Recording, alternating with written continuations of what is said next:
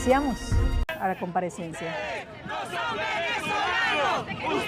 Esto es afuera, también ahí lo podemos ver del tribunal, en donde muchas de las personas, y lo decíamos, una situación bastante interesante que piden liberar a Maduro, pero por otra parte, otro grupo que manifiesta que se quede Maduro a comparecer y que incluso en muchas ocasiones se habla hasta de cadena perpetua. 21 cantones fueron catalogados como los más violentos del 2025, mientras que 13 no registraron asesinatos. Sheila Paniagua tiene todos los detalles a esta hora. Sheila, adelante.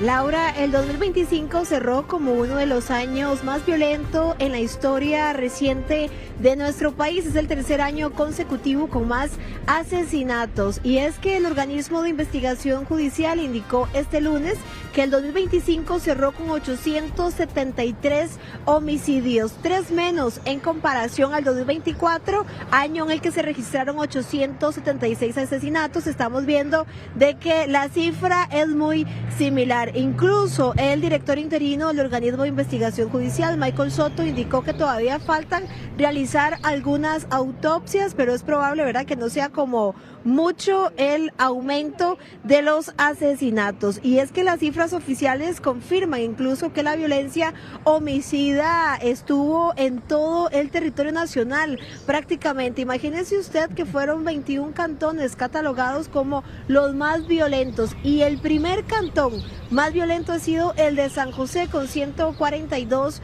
homicidios. Y vemos también San José es la provincia con más asesinatos, 293 homicidios que se registraron en el 2025, siendo el Cantón Central con más homicidios con 142. Pero también, Laura, hubo cantones donde no se registraron asesinatos, fueron 13, según reveló el organismo de investigación judicial. Entre ellos, algunos se ubican en Heredia, otros también acá en San José, en Punta Arenas, también Monteverde, que fue uno de los cantones que no registró homicidios en el 2025. Las autoridades indicaron de que ellos han trabajado incluso en contener toda esta ola de violencia. Sin embargo, bueno, ya vemos números bastante elevados.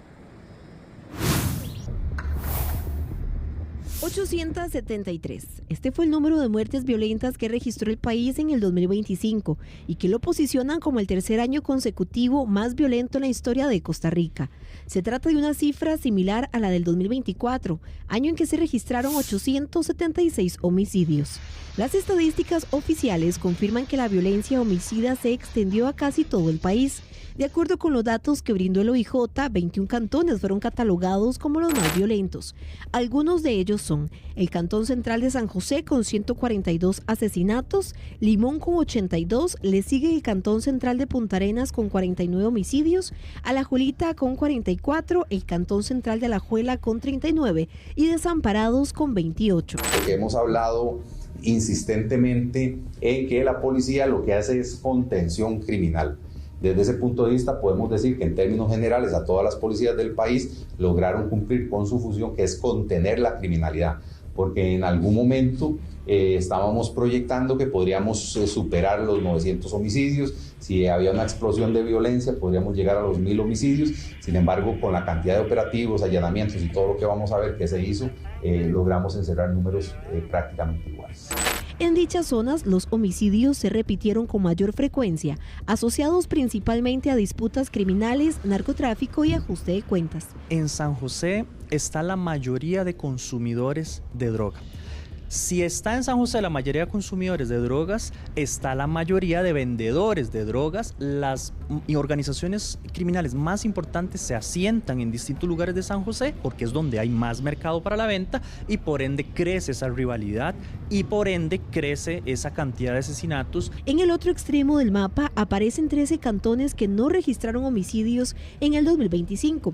Algunos de ellos son San Isidro, Flores, Belén, San Pablo, Dota, Turrubares, Tarrazú, Naranjo, Zarcero, Monteverde en Punta Arenas, entre otros. Los cantones que cerraron el año sin muertes violentas se concentran principalmente en zonas rurales y semiurbanas. Los expertos señalan que esto se debe a que estos lugares cuentan con mejores tecnologías de seguridad, lo que lleva a los delincuentes migrar hacia otras zonas. Esto es de cuidado porque recordemos que la criminalidad migra. Si bien es cierto, la mayoría de los crímenes se dan en estos cantones que tienen actividad económica extensiva, también se está dando la fenomenología de que están migrando hacia otros sectores. Recordemos que ya se ha encontrado actividad criminal de presuntas bandas limonenses en cantones rurales de Cartago. Las autoridades destacan que van a continuar trabajando este 2026 para desarticular aquellas bandas criminales que hacen que aumente la violencia en las comunidades más vulnerables como medida de contención.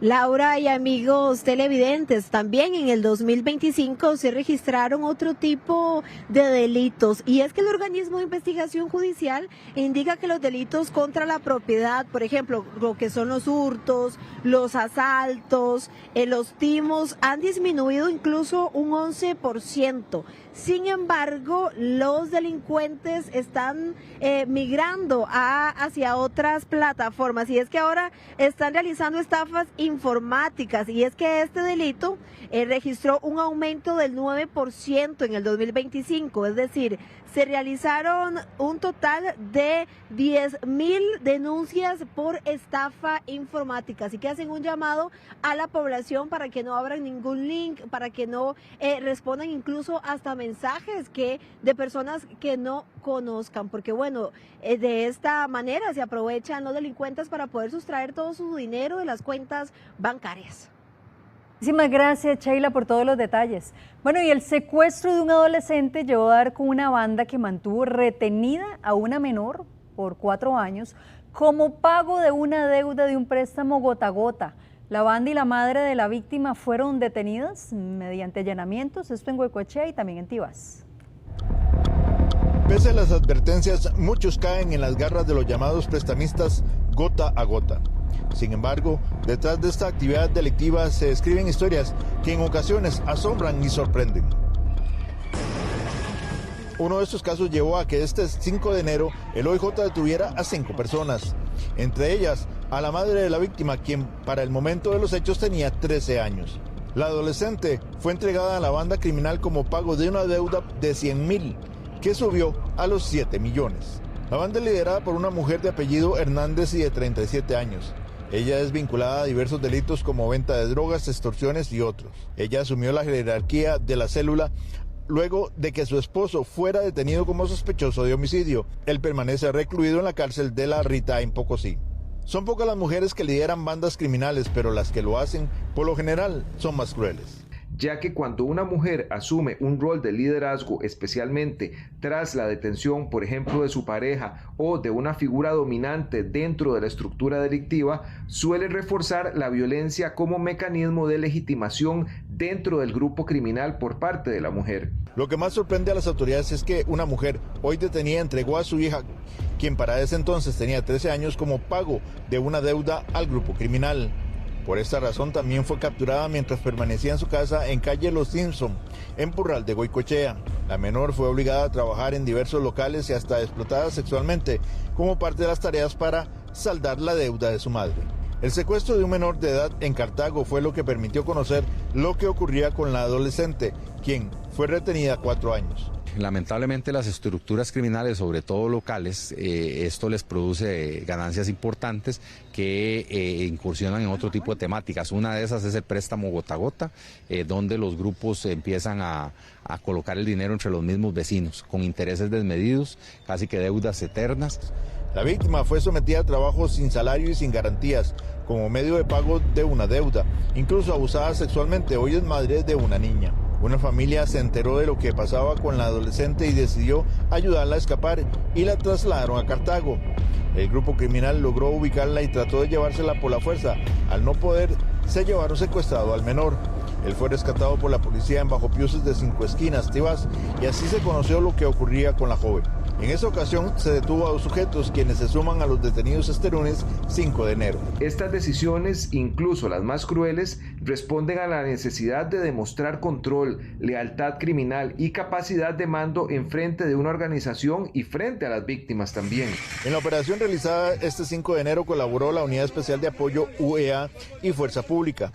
Como resultado de la intervención de la Unidad Especial de Apoyo se logra la captura en uno de los puntos ubicado en Guadalupe de 4 personas y en uno de los puntos en Tibás de 2 más. Todos los sospechosos fueron pasados a Fiscalía y se espera solicitar prisión preventiva contra ellos.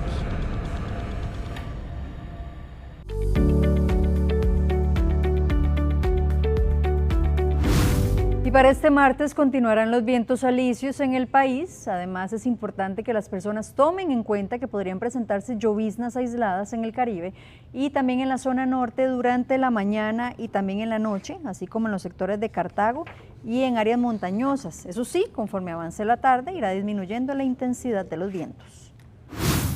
Se experimentarán ráfagas ocasionales, particularmente en el Pacífico Norte, Valle Central y también hacia las cordilleras durante las primeras horas del día.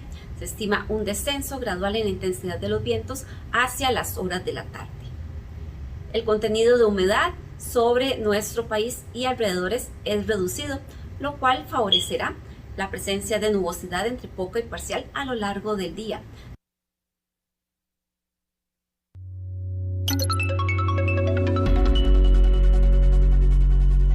Repasamos el tipo de cambio del dólar. La compra está en 496 colones con 8 céntimos y la venta en 502 colones con 64 céntimos según el Banco Central de Costa Rica.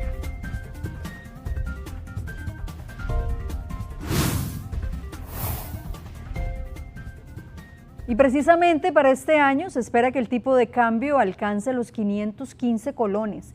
Los economistas nos dan un panorama de cómo estarán las tasas de interés, el dólar y también la inflación. Para los primeros meses de este 2026, los economistas prevén que la economía estará bastante estable, es decir, con un tipo de cambio sin mayor variación, tasas de interés sin cambios abruptos y una inflación que podría subir, eso sí, muy poco. Las personas pueden esperar un año estable en los principales precios de la economía, la inflación se mantendrá baja, lo que ayudará a que el dinero preserve su poder adquisitivo en las compras diarias, las tasas de interés en colones se mantendrán con pocos cambios, dando un respiro a quienes tienen créditos en esta moneda. En relación con el tipo de cambio del dólar, se espera que incremente, pero levemente. La proyección que hacen desde el Banco Nacional es de 515 colones. Lo que esperan es un menor exceso de dólares en el mercado. Y es que ya acumulamos 3 años, en donde el dólar está a un nivel bastante bajo, visto hace 20 años. Y aunque el dólar podría subir ligeramente a inicios del año, no se esperan cambios bruscos, al menos en lo que será la primera parte del 2026. En este 2026 se espera que haya estabilidad, es decir, que a los deudores sus cuotas no le varíen significativamente, o que los precios de los alimentos y combustibles se mantengan. Sin embargo, Costa Rica es una economía pequeña y abierta, y depende de los precios de los combustibles importados, las tasas de interés internacionales y el contexto geopolítico. En relación con las tasas de interés, creen que el escenario será de estabilidad, esto para los deudores en moneda local. Recope no prevé un aumento en el precio de los combustibles a corto plazo tras el conflicto entre Estados Unidos y Venezuela. En los flujos petroleros, la presidenta ejecutiva de Recope afirmó que la oferta mundial del petróleo es suficiente en este momento. Señaló que mientras el conflicto no se agrave, no se prevén variaciones importantes a corto plazo en Costa Rica. A hoy, 5 de enero, la captura de Nicolás Maduro por fuerzas de Estados Unidos y el discurso de controlar el sector petrolero venezolano elevó el ruido geopolítico, pero los precios del crudo han reaccionado con movimientos moderados. El mercado percibe la oferta global del petróleo suficientemente holgada en el corto plazo. Montero añadió que aunque el país no importa combustible desde Venezuela, su condición de productor petrolero hace que cualquier evento allí pueda impactar el mercado internacional del crudo o los fletes marítimos, con posibles efectos en los precios. En el mediano plazo, sin embargo, si hay una transición que abre la inversión y aumenta la producción venezolana, eso podría ser un factor de estabilidad de los precios a la baja pero no es un efecto inmediato.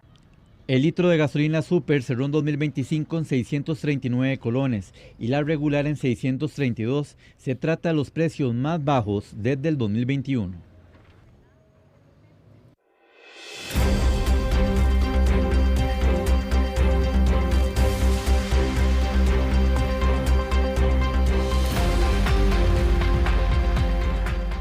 Casi la mitad de los ticos tienen al menos una deuda y una limitada capacidad para enfrentar los gastos imprevistos. Y Rachel Matamoros tiene a esta hora todos los detalles. Rachel, adelante.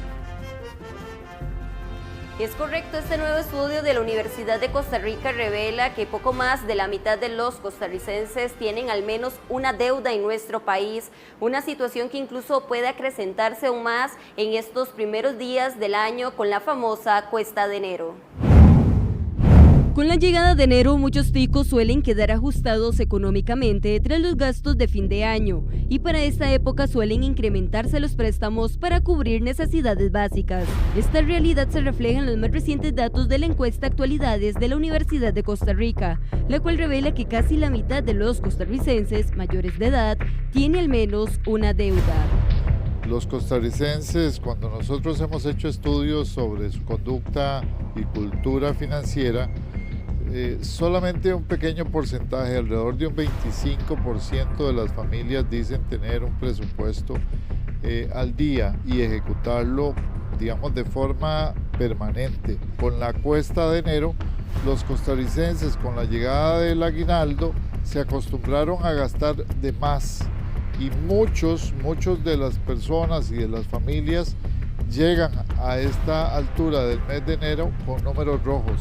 A esta situación se suma una limitada capacidad de respuesta ante imprevistos económicos, ya que cerca de la mitad de la población tendría que recurrir a un préstamo para hacer frente a un gasto inesperado. Alrededor de 2 de cada 3 personas adultas que no tendrían capacidad para hacerle frente a un eventual gasto por 500,000 colones, es población que no es pobre, es población que está por encima de la línea de pobreza, lo cual evidentemente refleja una combinación de insuficiente educación financiera. No es que los costarricenses ganamos menos o más que en otras partes del mundo, es que por lo general no manejamos, no administramos el efectivo, el dinero, y muchas veces hacemos compras innecesarias, sobre todo en periodos de Navidad, por las fiestas, etcétera, y después nos pesa en el bolsillo. Pero veamos estos datos. La principal fuente de las deudas en el país son los bancos con un 42.2%. Le siguen las cooperativas con un 13.6% y los locales de electrodomésticos con un 12.9%. Mientras tanto, un 10.7% de las personas recurre a amigos, familiares o prestamistas para cubrir sus compromisos financieros. La economía, si bien ha tenido una recuperación satisfactoria a partir de la pandemia, todavía estamos hablando de alrededor de 2 millones de personas adultas que muy probablemente no tendrían la capacidad, no tendrían la liquidez para hacerle frente a una eventualidad. La investigación señala que la principal razón para endeudarse está relacionado con la cobertura de gastos básicos del hogar. Asimismo, le siguen las emergencias médicas, la compra de vehículo y la adquisición de una vivienda. Bueno, y lo importante dentro de toda esta información es que los expertos aseguran que hay que saber cuáles son verdaderamente esos ingresos para poder determinar dónde va a ir dirigido ese dinero y de esta forma evitar hacer gastos innecesarios. Así es, Rachel, muchísimas gracias. Y se estima que en el 2025 se crearon unas 6,000 pymes en el país. Pero ¿cuál es la clave para que logren crecer y mantenerse? Conversamos con algunos dueños de negocios. En Costa Rica sí se emprende, pero no siempre se consolida. Muchos pequeños negocios mueren en menos de 5 años. Don Eduardo ahora está al mando del negocio que le dejó su padre. Asegura que el trato al cliente es fundamental. Vender lo mejor que se pueda al cliente y ir ganando clientela, como dice, para subsistir y haciendo los pagos, que ahora son tan duros, porque la cosa está un poco difícil. Vender producto de buena calidad es vital para que el negocio crezca y se mantenga. Así lo asegura este comerciante. Yo traje, papá, ese negocio era de mi papá y él me lo dejó a mí después y hay que ponerle muchas ganas y mucho empeño y mucho sacrificio porque hay que madrugar traje todos los días, ¿verdad? Según un análisis de Alejandro López, quien ve temas de pymes, señala que en enero del 2025 habían más de 25.600 pymes y para diciembre la cifra creció a más de 31.000, es decir, casi 6.000 pymes nuevas. Estos sectores no gana el más barato, gana quien sea la diferencia. Y para eso se requiere una marca fuerte, experiencia del cliente, especialización o nicho de mercado, control financiero estricto. En la actualidad hay mercados muy activos y de alta competencia, como el de restaurantes y sodas. Todo lo que tiene que ver con comida se está dinamizando mucho. De más que todo servicio, buena atención, buena calidad, chinear al cliente, por así decirlo. O sea, al menos en lo que es carnes, la competencia es demasiado, supermercados. En Costa Rica emprender no es nada barato. Las cargas sociales son altas y es que muchas pymes no logran vivir tantos años, debido a que mezclan las finanzas personales del negocio. No tienen control de costos y no hay una estrategia comercial clara. Además, les cuesta formalizar y también los impuestos son muy altos. El país necesita flexibilizar las condiciones. Y estamos cada día más cerca de las elecciones y nuestro director Randall Rivera entrevistó esta tarde al candidato de Liberación Nacional Álvaro Ramos. Veamos un extracto de la entrevista. ¿Cómo va la campaña, don Álvaro? Porque uno ve las encuestas y pareciera pensar por las encuestas que usted tiene un techo al que ya llegó, don Álvaro. No, yo lo veo más bien al contrario, que hemos logrado mantenernos muy consistentemente en el segundo lugar en absolutamente todas las encuestas, lo cual por supuesto de cara a un país ya acostumbrado a definir una segunda ronda, pues nos deja muy bien posicionados para conquistar ese voto indeciso y crecer durante el mes de enero, porque además hay muchísimos indecisos, pero eso no es ninguna sorpresa.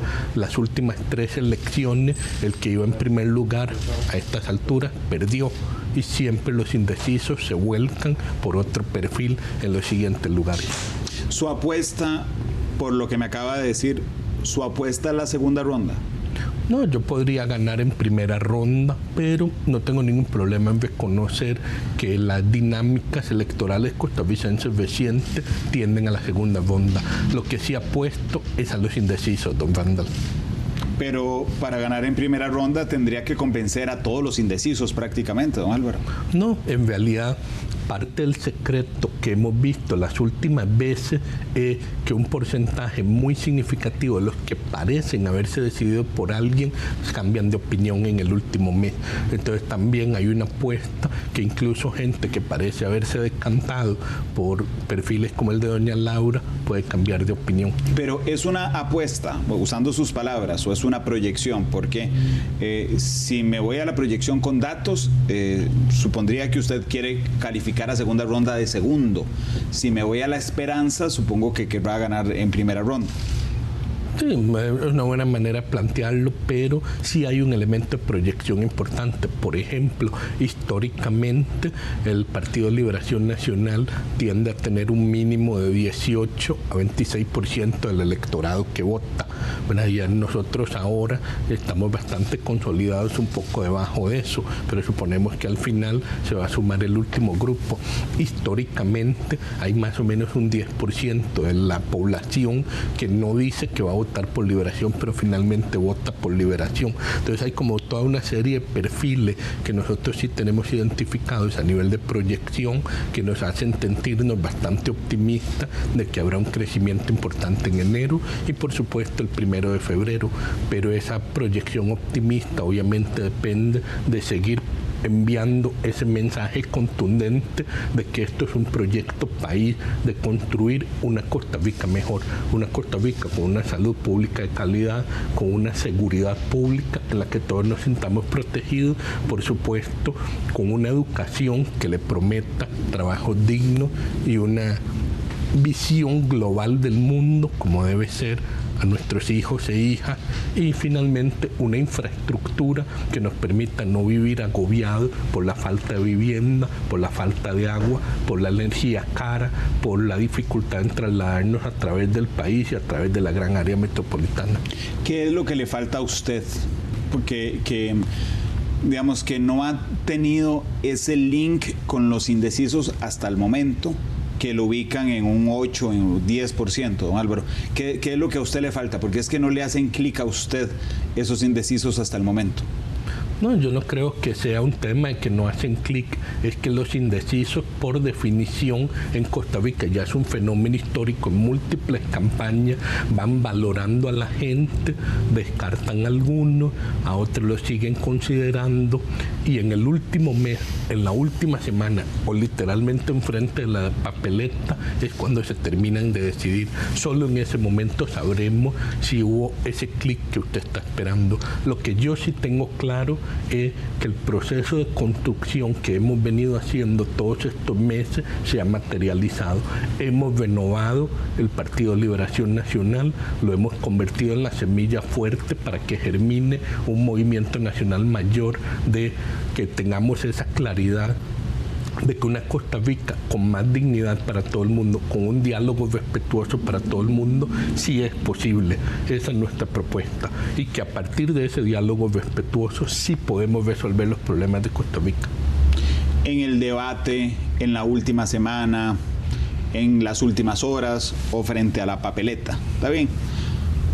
Hay 20 opciones para hacer clic. ¿Por qué debería ser usted? Nosotros somos un equipo consolidado, hemos ido construyendo una propuesta programática, hemos hecho esa renovación no solo de personas, sino también de maneras de hacer las cosas. Por ejemplo, un fenómeno que tuvimos muy interesante fue el de San Ramón, ¿verdad? Que teníamos un grupo que quería hacer las cosas a la vieja manera, no se lo permitimos y logramos superar ese escollo y pudimos demostrar que nuestro liderazgo renovado sí puede cambiar las cosas, sí se pueden hacer las cosas bien. Yo soy una persona de convicciones muy fuertes, don Randall. Por ejemplo, cuando estaba en la caja, tuvimos una serie de compromisos con el sector empresarial, con el sector trabajador, le cumplimos al sector empresarial, le cumplimos al sector trabajador. Y yo estuve dispuesto a pagar el precio por haber cumplido con los compromisos. Y así es como voy a funcionar para Costa Rica. Voy a luchar siempre por cumplir con los compromisos que estoy adquiriendo con el pueblo costarricense. Y usted me puede creer, puede confiar en mí, porque ya he estado dispuesto a perder puestos por los que había trabajado mucho, que anhelaba mucho, con tal de cumplir con esos compromisos. No, Álvaro, qué interesante que vea así lo de San Ramón, porque uno podría verlo desde afuera como la muestra de la falta de liderazgo, que duraran tanto en corregir un tema relativamente fácil, que era un cantón de todo el país. Usted lo ve diferente, pero duraron un montón. Más bien no demuestra eso una escasez de liderazgo, don Álvaro. No, al contrario, muestra que nuestra renovación es real. Si nosotros nos hubiéramos acomodado como otros se han acomodado toda la vida, que aceptan gente corrupta, gente cuestionada, que les dé la adhesión, que se les sume, gente que defiende como modo de vida narcotraficante, nosotros no.